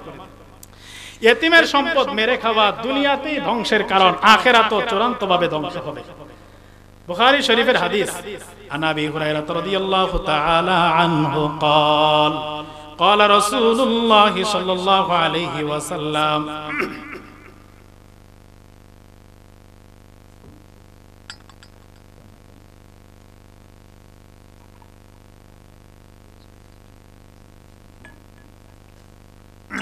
বেঁচে থাকো, এমন 7টা অপরাধ আছে যে অপরাধগুলো মানুষকে দুনিয়াতেও ধ্বংস করে, আখিরাতেও চূড়ান্তভাবে ধ্বংস করবে। এই কথা বলার পর সাহাবায়ে কেরাম জিজ্ঞাসা করলেন, ইয়া রাসূলুল্লাহ মা কুন্না, ওগো নবী ধ্বংসকারী 7টা অপরাধ কি দয়া করে আমাদেরকে জানিয়ে দেন। এই কথা বলার পর নবী এক এক করে 7টা অপরাধের কথা তুলে ধরলেন। 1 নাম্বার নবী বলেন আশিরকু বিল্লাহ, ধ্বংসকারী অপরাধের মধ্যে সবচেয়ে ভয়ঙ্কর অপরাধ হলো আল্লাহর সঙ্গে শিরিক করা। 2 নাম্বার নবী বলেন ওয়াসিহির, জাদু করা, জাদু টুনার মাধ্যমে যুবক যুবতীদের বিবাহ শাদী আটকায় দেয়, এমন জাদুকর সমাজে আছে না নাই? জাদুর মাধ্যমে মানুষ মানুষকে বিকলাঙ্গ বানায় দেয়, মানুষ মানুষকে হত্যা করে ফেলে। নবীজি বলেন যারা দুনিয়াতে জাদু করে বা জাদু গ্রহণ করে জাদু করায়, এই সমস্ত মানুষের জন্য দুনিয়াতেও ধ্বংস, আখিরাতেও চূড়ান্তভাবে ধ্বংস। 3 নাম্বার নবীজি বলেন কাত্তুন নাফসিল্লাতী হারামাল্লাহু ইল্লা বিল হক, অন্যায়ভাবে নিরপরাধ কোন মানুষকে হত্যা করা। আপনি যদি কোন নিরপরাধ মানুষকে অন্যায়ভাবে অপরাধ ছাড়া তাকে হত্যা করেন, এই হত্যাকারী ব্যক্তি দুনিয়ার জীবনে ধ্বংস, আখিরাতেও জাহান্নামী বলে গণ্য হয়ে যাবে। মানুষকে ধ্বংস করা, মানুষকে হত্যা করা এত বড় অপরাধ। নাসাই শরীফের বর্ণনা, আল্লাহর নবী বলেন কুল্লু যামবিন আসাল্লাহু আন ইয়াগফিরা লা, নবী বলেন আমরা দুনিয়াতে যত অপরাধ করি আশা করা যায় আল্লাহ তাআলা আমাদের গুনাহগুলো maaf করে দিবেন। ইল্লার রাজুলা ইয়াকতুলু মুমিনান মুতাআম্মিদা, তবে যেই ব্যক্তি কোনো মুসলমানকে ইচ্ছাকৃত হত্যা করে, এই হত্যাকারীকে আমার আল্লাহ ক্ষমা করবে না। এই জন্য ধ্বংসকারী অপরাধের মধ্যে 3 নম্বর অপরাধ হিসাবে আল্লাহর নবী বলছেন নিরপরাধ কোন মুসলমানকে হত্যা যে ব্যক্তি করবে, হত্যাকারী দুনিয়াতেও ধ্বংস হবে, আখিরাতেও ধ্বংস হবে। এটা হলো 3 নাম্বার। 4 নম্বরে নবীজি বলেন আকলুর রিবা, সুদ খাওয়া ধ্বংসকারী অপরাধ। কি খাওয়া? সুদ বুঝেন আপনারা? 10 টাকা দিয়ে 12 টাকা নেওয়া, এটার নাম হলো সুদ। আপনাদের সমাজেও কি এটা চলে নাকি? সুদ খায় আপনাদের এলাকার মানুষ? নাউজুবিল্লাহ। সুদ খাওয়া কত বড় অপরাধ জানেন নাকি? ইবনে মাজার হাদিস, নবীজি সাল্লাল্লাহু আলাইহি সাল্লাম বলেন দিরহামু রিবা ইয়াকুলুহু আর-রাজুলু হুয়া ইয়ালাম আশাদ্দু মিন 36 জিনা। নবীজি বলেন সামান্য সুদ যদি কেউ খায়, 1 টাকা পরিমাণ সুদ জেনে শুনে যদি কেউ খায়, জানে এই লেনদেনটা সুদ, জানার পরেও যদি 1 টাকা পরিমাণ সুদ খায়, 36 বার জিনা করলে যত অপরাধ, 1 টাকা সুদ খাওয়া তার চেয়ে বড় অপরাধ। আমাদের সমাজে কোন যুবক যদি আরেকটা যুবতীর সাথে অবৈধ রিলেশন করে জিনা করে ফেলে, সমাজ ওই যুবক এবং যুবকের বাপ মার সাথে বয়কট করে সমাজ থেকে বহিষ্কার করে দেয়। করে কি করে না? কিন্তু নবীর হাদিস বলছে যে ব্যক্তি 1 টাকা সুদ খায়, সে তো 36 বার জিনা করার চাইতে মারাত্মক অপরাধ করে। এবার আপনারাই বলেন, একবার জিনা করলে যদি সমাজ থেকে বের করতে হয়, যে সুদ খায় তাকে সমাজ থেকে কয়বার বের করবে? তাকে দেশ থেকে তাড়ায় দেওয়া দরকার না? সুদের ব্যাপারে আরেকটা হাদিস বলে, যেহেতু প্রসঙ্গটা এসে গেছে, আমরা যারা এখানে আছি সবাই তো মায়ের সন্তান, মায়ের মাধ্যমে দুনিয়াতে আসছি না? কারা কারা মায়ের মাধ্যমে আসছেন একটু হাত উঁচু করেন তো, হাত উঁচু করে রাখেন। এবার হাদিসটা শুনেন, ইবনে মাজার হাদিস, ক্বালা রাসূলুল্লাহ সাল্লাল্লাহু আলাইহি ওয়াসাল্লাম, রাসূলুল্লাহ সাল্লাল্লাহু আলাইহি ওয়াসাল্লাম বলেন আর রিবা 70 হুবা, নবীজি বলেন সুদের 70টা গুনাহ। বলেন কয়টা গুনাহ? সুদ খাওয়ার 70টা গুনাহ আছে, আইসারুহা তন্মধ্যে সবচেয়ে ছোট আর সবচেয়ে হালকা গুনাহ হলো আইয়ানকুহার রাজুল উম্মা, সুদখোর নিজের মায়ের সাথে জিনা করা। নিজের মায়ের সাথে জিনা করা যাবে, তাহলে সুদ কেমন করে খাবেন? হাত নামান। এই জন্য একটু সামান্য এদিক সেদিক হইলে সুদী অফিসে, সমিতির ভিতরে, ব্যাংকে যে দৌড় দেন সুদের লোন উঠাইবার জন্য। হুজুর আমরা তো বিপদে পড়ে আনি, বিপদে পড়েও যদি খান, যতক্ষণ জীবন আছে, জীবন যদি একেবারে বের হয়ে যায় অবস্থা, 3 দিন ধরে আপনি না খেয়ে আছেন, ওই সময় হারাম জিনিসও খাওয়া যায় জীবন বাঁচানোর জন্য। কিন্তু আপনি তো হারাম খান জীবন বাঁচানোর জন্য না, ব্যবসাটাকে আরো উন্নত করার জন্য, আপনার চাকরিটাকে আরো উন্নত করার জন্য লোন নেন, বাড়িটাকে আরো সাজানোর জন্য সুদী লোন নেয় কি নেয় না বলেন? এ জাতীয় লোন নিয়ে যারা সুদ খায়, এরা আপন মায়ের সাথে জিনা করার চাইতেও মারাত্মক গুনাহ করে।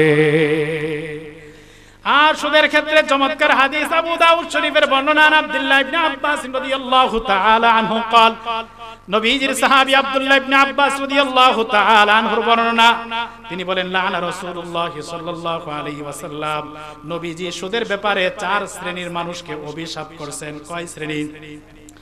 যারা সুদের সাথে লেনদেন করে, সুদের সাথে জড়িত, এমন 4 শ্রেণীর মানুষকে আল্লাহর নবী লানত করেছেন, অভিশাপ।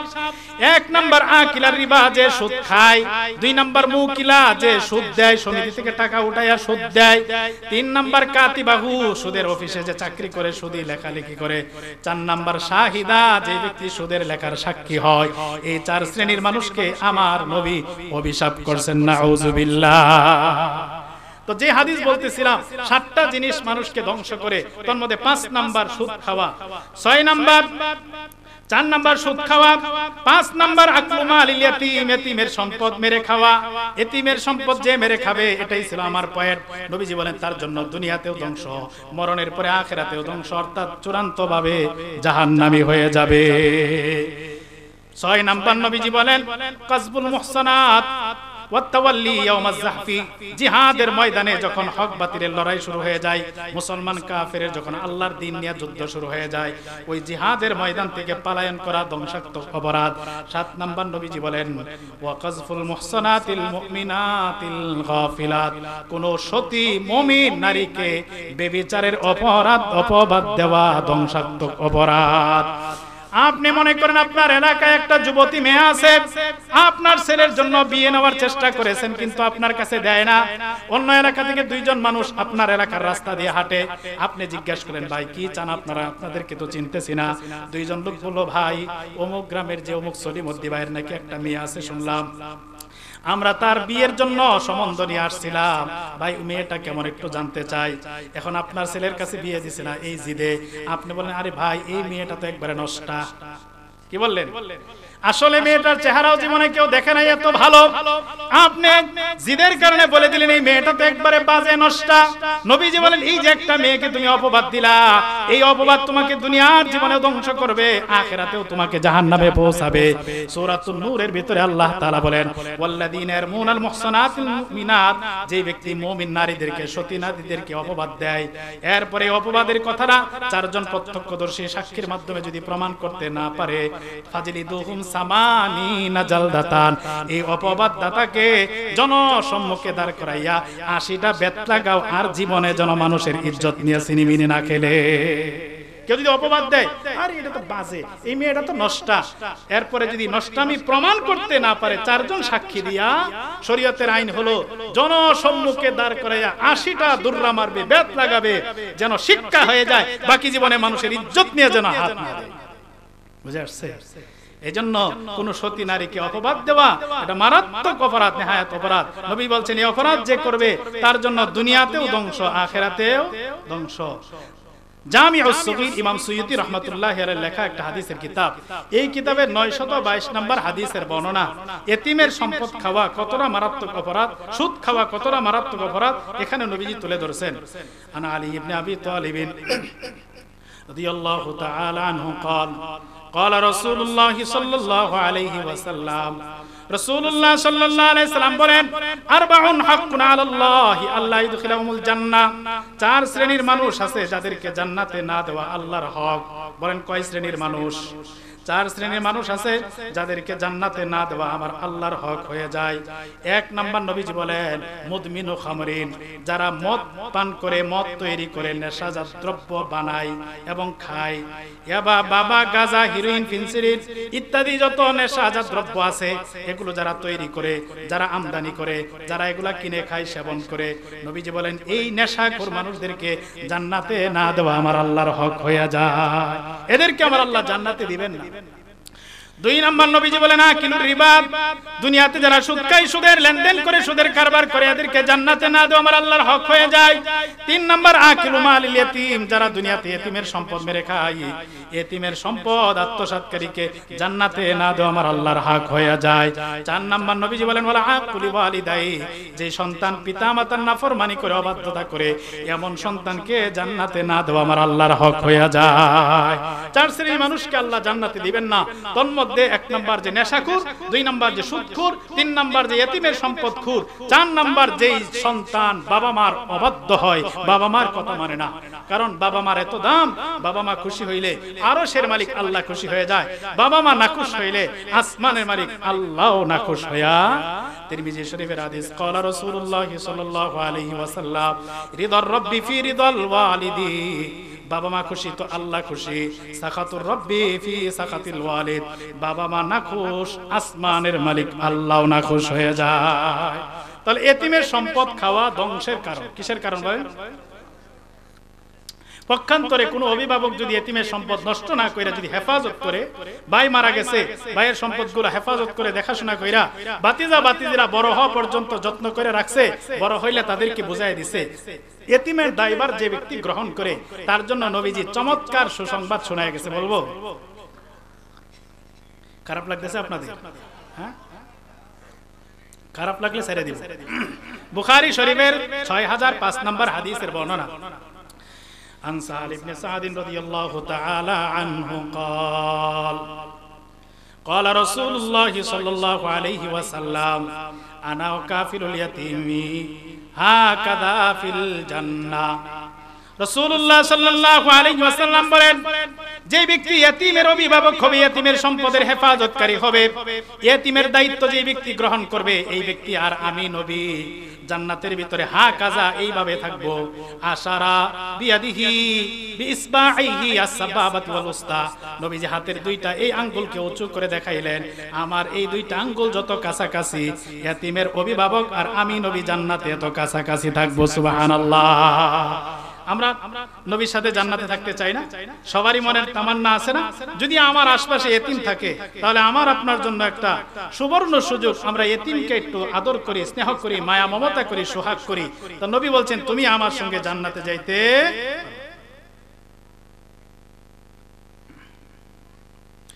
একটা মাসআলা চাইছে এখানে। দাদা জীবিত, বাবা মারা গেছে। মনে করেন সলিমউদ্দিন সাহেব মারা গেছে, তার বাবা কলিমউদ্দিন এখনো বাকি আছে, জীবিত। কলিমউদ্দিন জীবিত, সলিমউদ্দিন মারা গেছে। এখন এই সলিমউদ্দিনের সন্তানরা তার দাদার সম্পদ, কলিমউদ্দিন সম্পদ পাবে কিনা? বুঝে আসছে? এখানে আবার শরীয়তের নিয়ম, এখানে তারা পাবে না।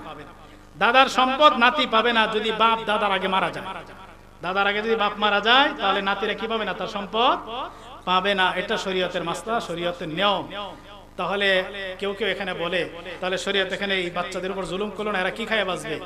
এদেরকে নিয়মতান্ত্রিক সম্পদ দেয় নাই, কিন্তু দাদা চাচা যারা আছে তাদেরকে শরীয়ত দায়িত্ব দিছে, তোমরা এদের সব দেখাশোনা করবা। তো একজনের কাছ থেকে পাইলে কিছু পাইতো, সবাইরে দায়িত্ব দিলে আরো বেশি পাবে না? কিন্তু আমরা যদি আইন না মানি তাহলে কার কি করার আছে? কিন্তু দাদার সম্পদ বাবা যদি আগে মারা যায় তাহলে নাতিরা পাবে না, এটা শরীয়তের মাসলা। বুঝে আসছে? তো যে কথা বলছিলাম, এতিমের সম্পদ খাওয়া ধ্বংসের কারণ, জান্নাতে না যাওয়ার কারণ হয়ে যাবে। চার শ্রেণীর মানুষকে আল্লাহ জান্নাতে দিবে না, তার মধ্যে একজন যে এতিমের সম্পদ মেরে খায়। আর যে এতিমের দেখাশোনা করবে, দায়িত্ব নিবে, আল্লাহ নবী বলছেন সে আমার সাথে জান্নাতে আমার কাছাকাছি। মানুষের অধিকার নষ্ট করার আরেকটা সহজ উপায় হলো মানুষের জমিন দখল করা। আপনারা চর এলাকার মানুষ, জমিন দখল করা কেমন বেন আছে জানি না, রাগ করবেন না, কিন্তু আগে শুনতাম আর কি, তো চর আর চর ছাড়া না, সব জায়গায় একই অবস্থা।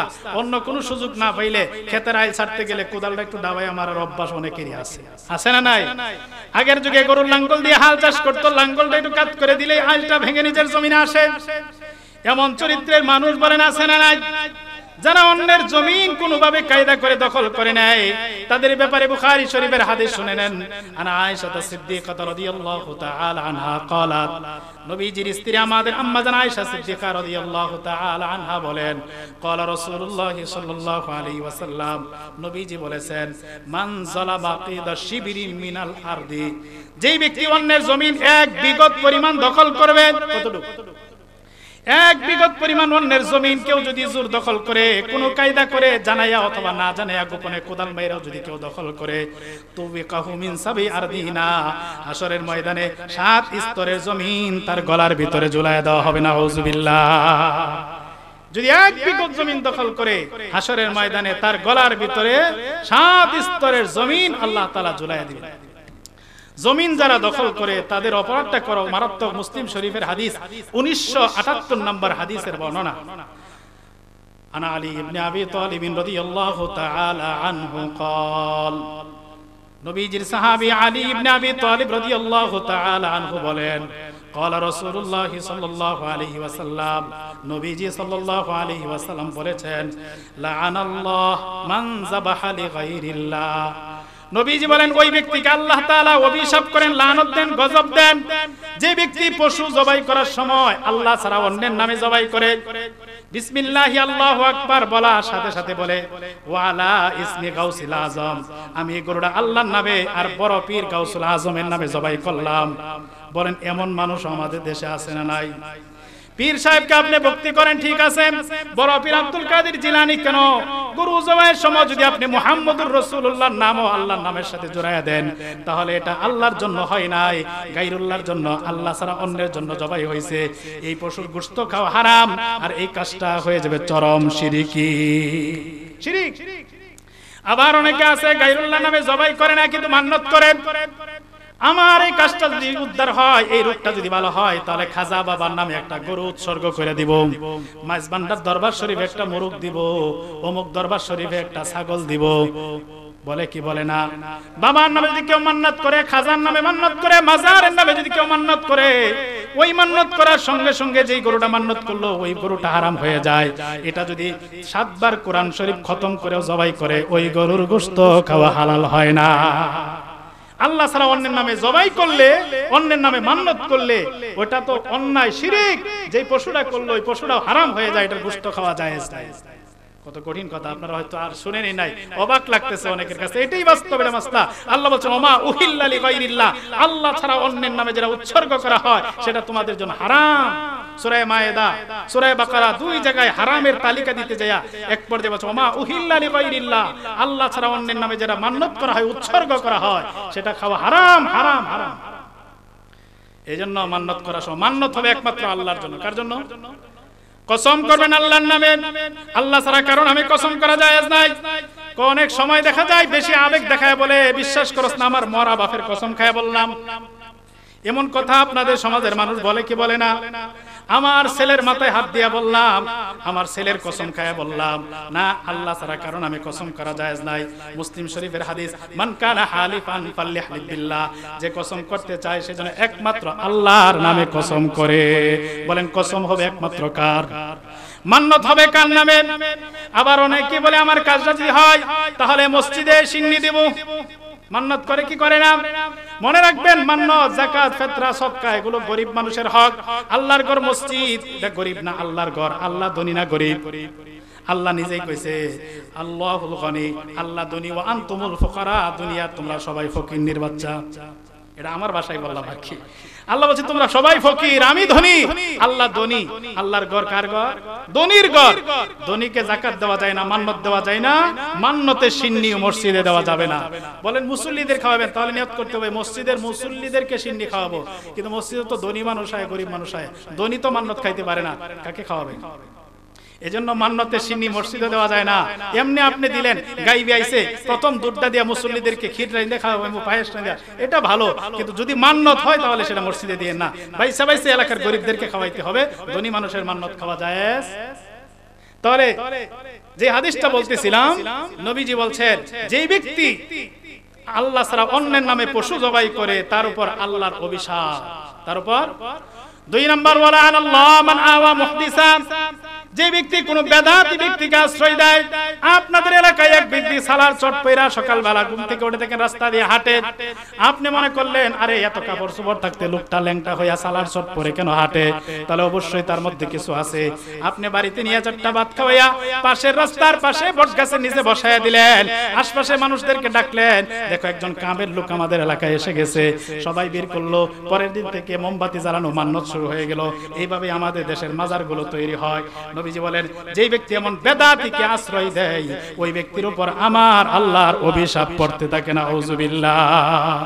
3 নম্বর, নবীজি বলেন ওয়ালা আনাল্লাহ মান লাআনা ওয়ালিদাই, যে সন্তান বাবা মাকে অভিশাপ দেয়, বাবা মার জন্য বদদোয়া করে, বাবা মাকে কটু কথা বলে, ওই সন্তানের উপর আমার আল্লাহর অভিশাপ পড়তে থাকে।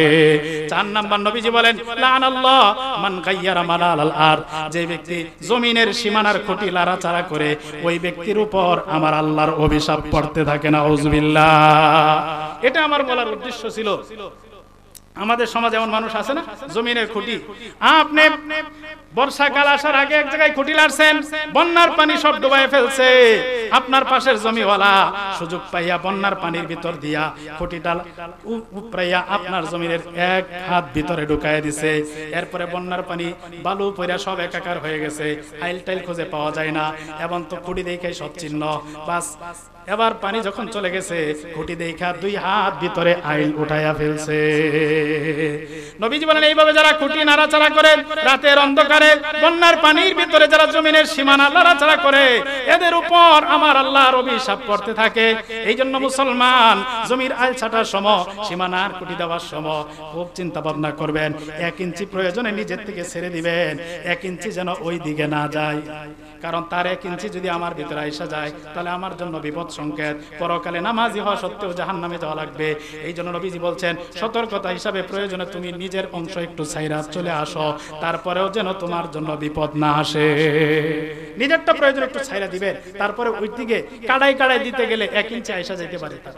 এজন্য কাড়াই কাড়াই মাপতে যাবেন না, প্রয়োজন নিজের স্বার্থ ছেড়ে দেন, তারপরে ঈমান আমল বাঁচানোর দরকার আছে না নাই? নামাজ পড়ি, রোজা রাখি, হজ করি, যাকাত দেই, সব আমল ঠিক, কিন্তু 1 ইঞ্চি জমিন নিজের ভিতরে দখলে আনার কারণে যদি জাহান্নামে যাওয়া লাগে তাহলে সারা জীবনের আমল বৃথা, আর মরণের পরে আজীবনের জন্য জেলখানার আসামি। এই জন্য একটু খেয়াল করবেন, এই জাতীয় কাজ যেন আমাদের দ্বারা কখনো না হয়। জমিনের ব্যাপারে খুব সতর্ক থাকবেন। তো জমিন দখল করার মাধ্যমে মানুষ জুলুম করে, জুলুমের আসল কিছু চিত্র আছে, জুলুমের আরো কিছু চিত্র আছে, সেগুলো বলার হয়তো সময় হবে না। তোর মধ্যে আরেকটা হলো, মানুষ মানুষের অধিকার নষ্ট করে ব্যবসা বাণিজ্যের ক্ষেত্রে। করে কি করে না বলেন? ব্যবসা বাণিজ্যের ক্ষেত্রে মানুষ মানুষকে ঠকায়। আপনাদের এলাকায় আছে? ব্যবসার ক্ষেত্রে যাইয়া দেখেন ধান মাপার সময় হাতের এই অংশটা একটু দাবাইয়া দেয়, তাহলে 200-400 গ্রাম ধান একটু বেশি ওঠে, এমন আছে না নাই? বর্তমান মিটার দিয়ে মাপে, সেখানেও নাকি সল ছাতুরির সুযোগ আছে, আমি জানি না। যদি সেখানেও সল ছাতুরি করে মাপের মধ্যে, ব্যবসায়ী ব্যবসা করতে যায় যদি ধোকা দেয়, দোকানদার দোকানদারি করতে যায় যদি ধোকা দেয়, অফিস টাইমে আপনি ব্যবসা করতে যায় যদি, অফিসে চাকরি করতে যায় যদি সময়ে ফাঁকি দেন, সেটাও আপনার ধোকাবাজি। এ জাতীয় কাজ যারা করবে তাদের জন্য বিপদ সংকেত অপেক্ষা করছে। মুসলিম শরীফের 2577 নাম্বার হাদিসের বর্ণনা, জুলুমের লম্বা আলোচনা সেখানে নবীজি করছেন, সেটা হয়তো বলার সুযোগ হবে না, মূল কথাটা ব্যবসা সম্পর্কে বলেনি। মুসলিম শরীফের 102 নম্বর হাদিসটা শুনেন। আন আবি হুরায়রা রাদিয়াল্লাহু তাআলা আনহু قال مر رسول الله صلى الله عليه وسلم على صبرة طعام। আবু হুরায়রা রাদিয়াল্লাহু তাআলা আনহু বর্ণনা, রাসূলুল্লাহ সাল্লাল্লাহু আলাইহি ওয়াসাল্লাম একদিন বাজারে এক দোকানদারের দোকানের সামনে দিয়ে যাচ্ছিলেন। দোকানদার কিছু খাদ্য সামগ্রী স্তূপ দিয়া বসে আছে। যেমন আমাদের বাজারগুলোতে দান একবারে লট দেওয়া হয়, স্তূপ দেওয়া হয়, দেয় কি দেয় না? ওই মদিনার মানুষ হয়তো খেজুর বা গম ইত্যাদি কিছু বিক্রি করার জন্য স্তূপ দিয়ে নিয়ে বসে আছে। আল্লাহর নবী ওই স্তূপের সামনে দিয়া যায়, যাওয়ার সময় হাদ খালায়াদাহু ফিহা, স্তূপের ভিতরে নবীজি হাত ঢুকায় দিয়েছে। ফানালাত আসাবিহু বালালা, হাতের ভিতরে একটু ভিজা ভিজা অনুভব হইল।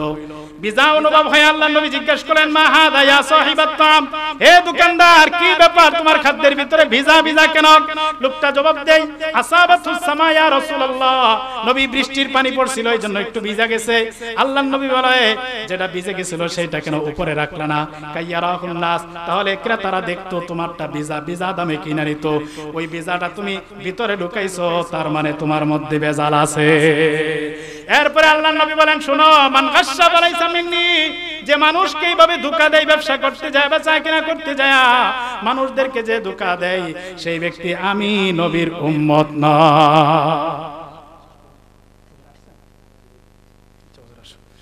তো ব্যবসা বাণিজ্যের ক্ষেত্রে আমরা এভাবে ধোঁকা দিব না। আপনারা অনেকে ব্যবসা বাণিজ্য করে না, যারা ব্যবসার ক্ষেত্রে এভাবে ধোঁকা দেয়।